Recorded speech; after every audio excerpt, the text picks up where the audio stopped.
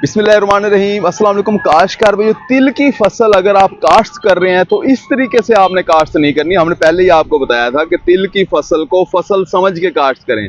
हमारे बहुत से काश्तकार तिल की फसल को बीज का छट्टा करके भूल जाते हैं। वो नहीं सोचते कि इसके अंदर हमने कोई खादों का इस्तेमाल भी करना है, इसके अंदर हमने कोई जड़ी बूटियों का भी कंट्रोल करना है, इसके अंदर हमने कीड़ों के स्प्रे भी करने हैं। शुरू से ही हम आपको बता रहे हैं कि सारी की सारी आप एहतियात करोगे तो तिल की फसल से आप 18 से 20 मन फी एकड़ पैदावार ले सकते हैं। इस वक्त हमारे पास ऐसी वैरायटी मौजूद है, इस खेत के अंदर भी जहां मौजूद है इस वक्त, यहाँ जो वैरायटी तिल की लगी हुई है वो तिल्ली वैरायटी है, जो कि सिंगल स्टेम वैरायटी होती है। एक ही शाख होती है, इसकी ज़्यादा शाखें नहीं होती।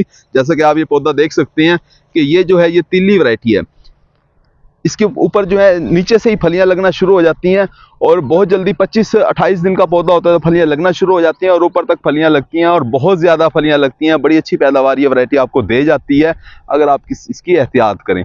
हमारे काश्तकार दोस्त ने ज़रा फसल आप देखें, ज़रा काश्तकार दोस्त ने कोई एहतियात नहीं की। इसके अंदर हम आपको दिखाते हैं कि घास, अब ये नीचे ज़रा आप ये अगर हमारा कैमरा दिखा सकता है आपको, ये देखें इस खेत के अंदर जो है ये घास है बहुत ज़्यादा, ये सावड़ी कहते हैं, जो नोकीले पत्तों वाला जो घास होता है।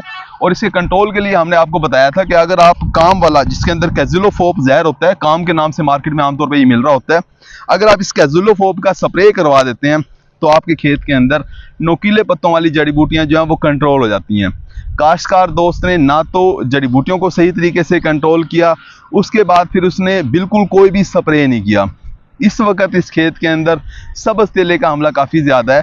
देखिए, जब रस चूसने वाले कीड़े ज़्यादा हमलावर होते हैं तो उससे क्या होता है कि फिलोडी की बीमारी, जिसे इसे तिल का बटूर भी कहते हैं, जिसके अंदर इस तरह के ये गुलदस्ते बन जाते हैं। ये गुलदस्ते आपको ये नज़र आ रहे होंगे, ये इस तरह के गुलदस्ते बन जाते हैं क्योंकि ये जो रस चूसने वाले कीड़े होते हैं, चाहे वो मिरिड बग हो, चाहे सफेद मक्खी हो या सब्ज़ तेला हो, ये एक बीमारी ज़्यादा पौधे से जरासीम उठा के और दूसरे पौधे के ऊपर बैठ के जब ये रस चूसते हैं तो जरासीम उसके अंदर भी डाल देते हैं।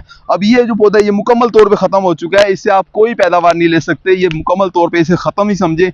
ऐसे पौधों को निकाल के आपको फेंक देना चाहिए, किसी जगह पे दबा देना चाहिए, डिस्कार्ड कर दें, ख़त्म कर दें। अब इसकी वजह से इस पौधे की वजह से क्योंकि स्प्रे नहीं हो रहा, तो अब ये आप देख रहे होंगे ये छोटा सा पौधा ये भी बटूर बनना शुरू हो गया है। ये थोड़े दिनों के बाद ये भी इसी तरह से गुलदस्ता आपको नज़र आएगा और इस खेत के अंदर आपको बहुत से गुलदस्ते इस तरह के नज़र आ रहे होंगे। दूर तक आप देखें तो काफ़ी ज़्यादा फसल के अंदर पिलाहट से पता चल रहा है कि ज़िम्मेदार दोस्त ने ना तो किसी खाद का इस्तेमाल किया, ना ही जड़ी बूटियों का कंट्रोल किया और ना ही कोई स्प्रे किया। फसल आपके सामने है, सारी की सारी फसल मुकम्मल तौर पर ख़त्म होती हुई नज़र आ रही है। तिल का रेट इस साल बहुत अच्छा था। हमारी ये कोशिश थी कि ज़िम्मेदार जो है वो अच्छा मुनाफा कमा ले अच्छे तरीके से तिल की फसल काश्त करके, लेकिन बदकिस्मती के साथ हमारे वो काश्तकार जिन्होंने तिल की फसल को फसल नहीं समझा, इसे भी घास ही समझा है, तो वो बिल्कुल इसी तरह से कोई फ़ायदा शायद नहीं उठा सकेंगे। इस खेत से उसकी पैदावार 2-3 मन से ज़्यादा नहीं आएगी। इसीलिए कहा जाता है कि अगर आप तिल की फसल को सही तरीके से मैनेज नहीं कर सकते तो फिर आप इसे काश्त ना करें। उम्मीद है कि वीडियो आपको समझ आ गई होगी। अपना ख्याल रखिएगा। अल्लाह हाफिज़।